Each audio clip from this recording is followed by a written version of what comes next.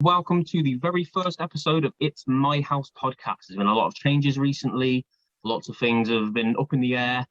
But hey, here we are, risen from the ashes of It's Our House podcast. And what better way to start things off this new chapter than by having the reigning, current, and recently successfully retaining Impact Wrestling X Division champion, of course, Mr. Josh Alexander. Josh, thank you for joining me. How are you today? I'm good, man. Thanks for having me on.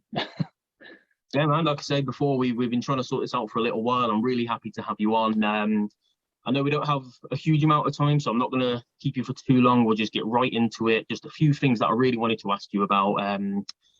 First thing, nice and recently, as I said in the intro there, you recently defended your X Division title against TJP in a phenomenal 60-minute Ironman match.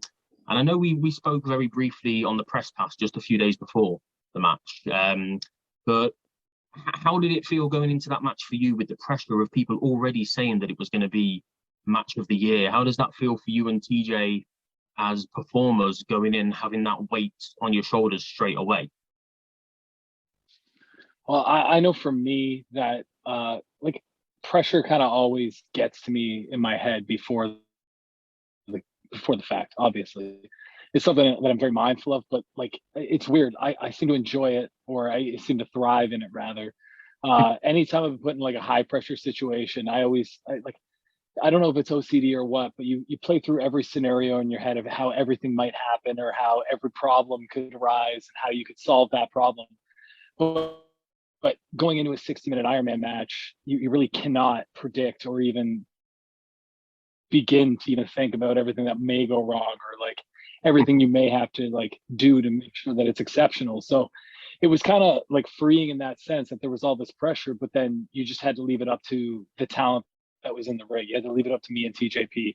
And you just had to hope that, kind of lightning struck. And like, we knew that we had chemistry going into that. We know that we were going to have chemistry as wrestlers forever.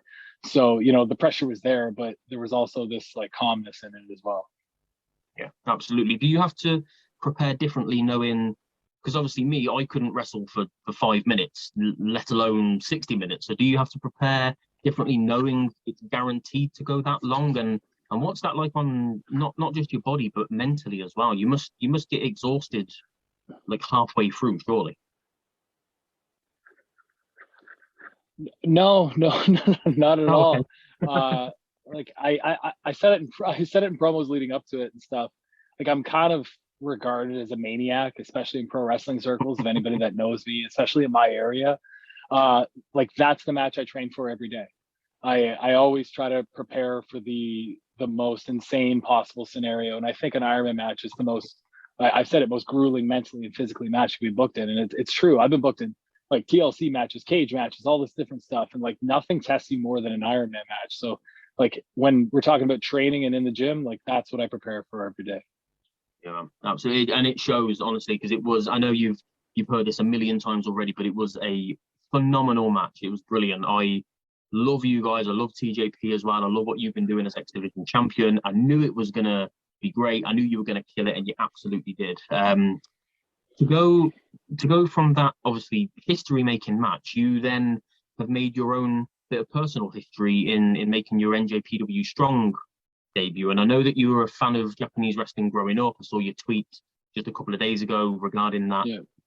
What was it like making the debut for them, knowing that maybe, I know obviously it's not based in Japan and Strong is filmed in the US, but knowing that it's probably going to be seen by a different sort of audience because the Japanese wrestling fans are obviously accustomed to their own kind of style. So did you have to adapt at all differently to that or prepare for it differently? Or was it just sort of like a normal day at the office for you?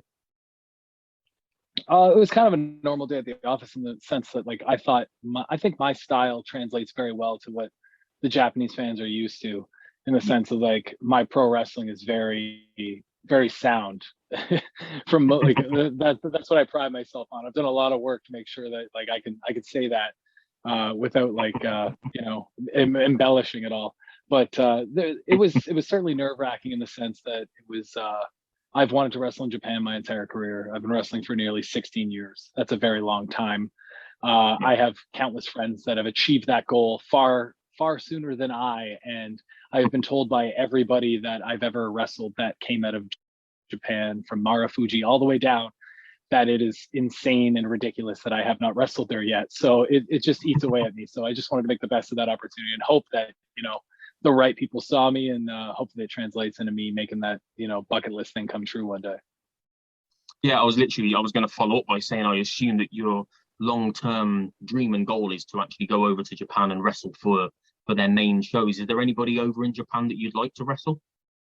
Oh yeah, I'm a fan of so many people from so many different companies. If I'm just going to stick to New Japan, I think honestly Shingo's the best wrestler on the planet. I've thought so since he debuted in New Japan. Pretty much, he's been doing nothing but exceptional things and showing that he's amazing. But like you're talking about like the most stacked roster on planet Earth as far as in-ring competition, I think. So I would gladly take anybody from Ishii to Naito to I'd wrestle Sonata again. I had the pleasure of wrestling him in Canada like 8 years ago. So I would have, I would say no, none of those guys. Yeah, and like you said before, I think your style already fits with those guys. You would just put on classics immediately. It's funny. You've had those two sort of like the history making match with TJP, and then you had your own personal milestone with New Japan Strong, and now you're only 3 or 4 weeks away from another milestone, another huge match. Just recently announced a Slammiversary, the Ultimate X match. Huge, massive match. 5 very talented, worthy, dangerous opponents. I think I know the answer to this already, but after those 2 big matches that you've just gone through and those 2 big moments, are you fazed at all by the fact that you're going into such a high stakes match with so many potential so many people vying to take the title from you, coming at you from so many different angles all at once? Yeah, well, in the sense of the match booking, I have the most to lose out of everybody in it, but I also have what I think is the most to gain in terms of the thing I set out for since I won the X Division Championship at Rebellion. I said I wanted to, put the X Division back on the map. I wanted to create a legacy that was in, like Samoa Joe did for me early on in my career when I was watching him as a fan. I wanted to, do that for other people watching now. And I think that I've had a very good stretch right now. That Iron Man match was a historic thing. Now I can go into an Ultimate X match, which since I've been signed in Impact Wrestling, I have told management every single chance I could, if they were to book an Ultimate X match, I don't care. I need to be in it because I'm a huge TNA Impact fan from, early years. And that match is an Impact exclusive. And if I'm going to do it, I got to do it here. And I don't see a better way, since it's nearly been 3 years for me to defend that championship. And if I successfully do it, to put myself on the map as one of the best X Division champions of all time. Yeah, absolutely. You're definitely on the way to cementing that legacy. And as you say, what better way than probably, like you say, the most iconic match in TNA/Impact history? It's huge. Another match that I'm extremely looking forward to. One thing I really wanted to ask about was obviously there's been a lot of talk. It's been one of the main talking points in wrestling ever since it started. There's the Impact and AEW partnership that we've seen. Loads of great crossover matches already. We've seen Kenny Omega versus Rich Swann. We've seen Moose. We've seen loads of great tag matches and the Good Brothers going from side to side. Loads of potential for dream matches, as every wrestling fan loves to say, dream matches. Is there anybody in AEW right now that you would like to see come over and challenge you for your X Division title? Obviously, you're going to beat them. Doesn't matter who they are. You're gonna keep the title. That's fine. So it doesn't really matter. But is there anybody that you're itching to get in the ring with? Maybe X Division versus TNT and face off against Miro, title versus title, maybe. I've seen that one suggested a few times overall, but I get asked this question a lot, obviously, and my question has universally been against Pac for the last little while. I just think he's one of the most well-rounded, best wrestlers on planet Earth, and I think people seem to overlook that from time to time. And I would certainly like to test myself against Pac. Be incredible. That would be incredible. As a British guy, I'm obviously a huge fan of Pac. And as big as a fan as I am, I would rather see you keep the title, and I'm sure that you would. That would be Christ. That would be such a good match. One other thing I wanted to ask about your sort of recent-ish history. I don't want to sort of focus on Ethan and Paige too much, but obviously you had such a historic run together as the North, longest reigning tag champs. So then all of a sudden, just boom, he's just gone, and then all of a sudden you're by yourself. What was it like? I know obviously you've been a singles competitor in the past, so it wasn't completely uncharted waters for you, but after spending so much time with him as champions and then all of a sudden just dropping it and losing him, what was it like adjusting to being a singles guy again?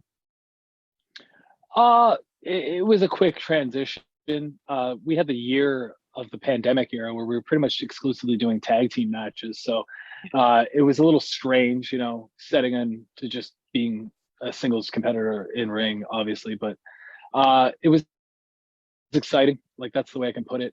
You're obviously nervous because you don't know how management's going to view you and what opportunities you might be given. Clearly, I hit the jackpot, and they were giving me several opportunities to show what I can do, and I've not let them down yet.